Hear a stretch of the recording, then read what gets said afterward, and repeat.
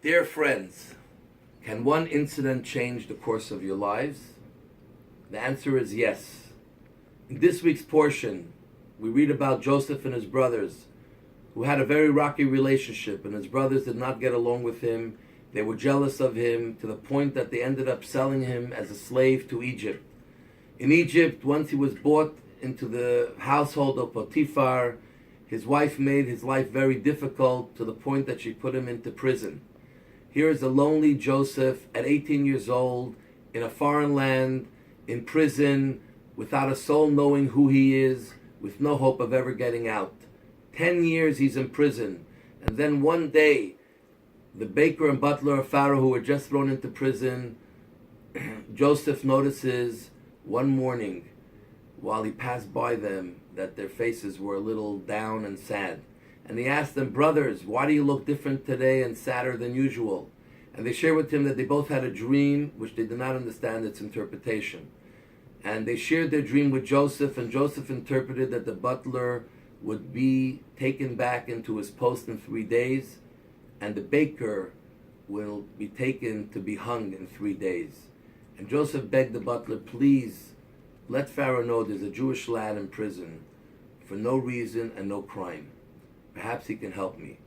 And exactly as Joseph interpreted is what happened.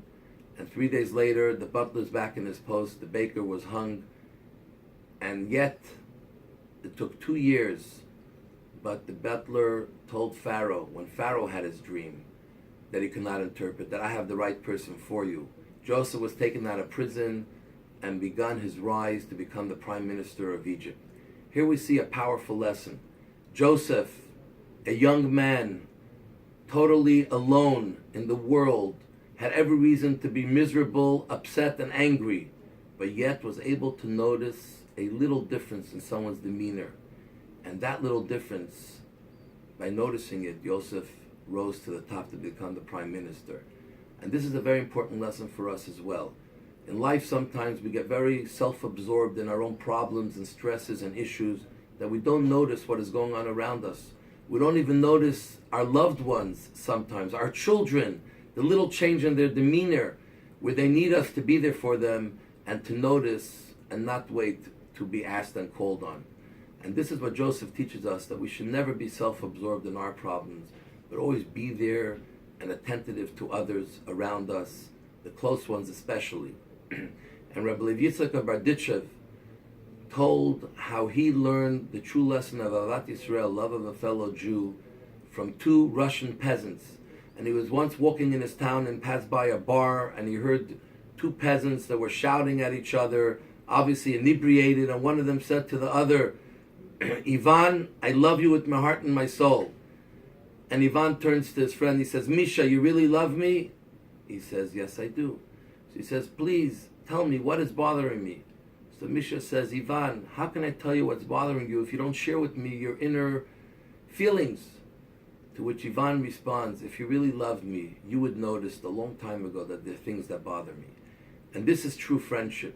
True friendship and true relationships is not to answer when you're called upon, but is to notice other people and their issues, when there are difficult times, their demeanor, and when there are happy times, to be happy with them as well. And as we are entering into the Hanukkah holiday, a joyous time, a family time, this is a moment that you make sure you notice those around you. And if they're sad, lift them up. And if they're happy, be rejoicing with them. And let us hope that we'll all have a beautiful, happy, uplifting Hanukkah and a Shabbat Shalom.